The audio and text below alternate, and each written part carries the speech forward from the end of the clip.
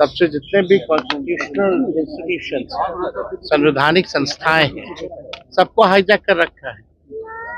चुनाव आयोग इलेक्शन की घोषणा करता है चुनाव की तारीखों का, उससे पहले बीजेपी की आईटी सेल को पता होता है कि चुनाव कब होना है।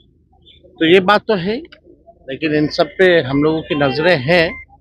लेकिन इसमें तो जो कॉन्स्टिट्यूशनल इंस्टीट्यूशंस है, उनको ईमानदारी से जो है चुनाव कराना चाहिए और अपने दायित्वों का निर्वहन करना चाहिए। अगर कॉन्स्टिट्यूशनल इंस्टीट्यूशन अगर बर्बाद हो जाएगा तो लोगों को जस्टिस और न्याय कहाँ मिलेगा। तो ये बड़ी बात है, कोई भी अधिकारी किसी भी इन्फ्लुएंस में ना आए, ये होना चाहिए। पिछले बार जो 20 का जो चुनाव हुआ था, हम लोग तो सरकार बना लिए, पहली बार उस समय इलेक्शन कमीशन ने 3 बार प्रेस कॉन्फ्रेंस करके जस्टिफाई किया आखिर चुनाव की गिनती क्यों रोकी गई शाम तक, तो रात के अंधेरे 11-12 बजे की शुरू की गई। और जो जीते हुए कैंडिडेट जिनको अनाउंस कर दिया गया था शाम में हमारे, उनको किसी को 12 वोट से, किसी को 100 वोट से, किसी को 500 वोट से घोषणा होती है कि हार गए। जो जीते हुए शाम में थे अनाउंस्ड, ये कह के कि भाई अपडेट किया जा रहा है कंप्यूटर पे। तो इस तरह की बातें तो है। साथ में सभी लोगों को सजग भी रहने की जरूरत है। और देश की जनता ये मानती है कि जितने इंस्टीट्यूशंस हैं, अब बीजेपी का एक प्रकोष्ठ के रूप में पार्टी का काम करती है। कृष्णा लवरू है कांग्रेस के प्रभारी, उन्होंने कहा है कि कोऑर्डिनेशन कमेटी का आपको नेता बनाया गया, लेकिन मुख्यमंत्री का कभी नाम नहीं है। अरे भाई साहब, आप लोगों को क्यों चिंता इसमें करना है? आप लोगों को इसमें कोई चिंता करने की जरूरत नहीं है।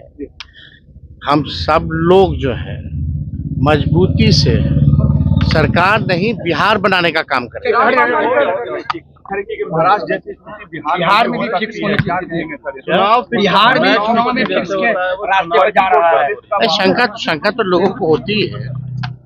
आप सब लोग जान रहे हैं 2014 के बाद से, जब से नरेंद्र मोदी जी प्रधानमंत्री बने हैं, तब से जितने भी कॉन्स्टिट्यूशनल इंस्टीट्यूशंस संवैधानिक संस्थाएं हैं, सबको हाईजैक कर रखा है। चुनाव आयोग इलेक्शन की घोषणा करता है चुनाव की तारीखों का, उससे पहले बीजेपी की आईटी सेल को पता होता है कि चुनाव कब होना है। तो ये बात तो है, लेकिन इन सब पे हम लोगों की नजरें हैं। लेकिन इसमें तो जो कॉन्स्टिट्यूशनल इंस्टीट्यूशंस है, उनको ईमानदारी से जो है चुनाव कराना चाहिए और अपने दायित्वों का निर्वहन करना चाहिए। अगर कॉन्स्टिट्यूशनल इंस्टीट्यूशन अगर बर्बाद हो जाएगा तो लोगों को जस्टिस और न्याय कहाँ मिलेगा। तो ये बड़ी बात है, कोई भी अधिकारी किसी भी इन्फ्लुएंस में ना आए, ये होना चाहिए।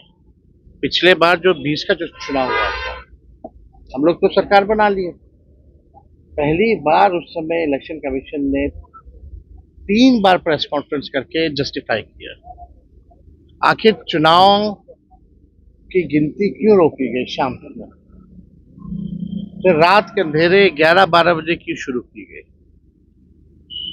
और जो जीते हुए कैंडिडेट जिनको अनाउंस कर दिया गया था शाम में हमारे, उनको किसी को 12 वोट से, किसी को 100 वोट से, किसी को 500 वोट से घोषणा होती है कि हार गए। जो जीते हुए शाम में थे अनाउंस्ड, ये कह के कि भाई अपडेट किया जा रहा है कंप्यूटर पे।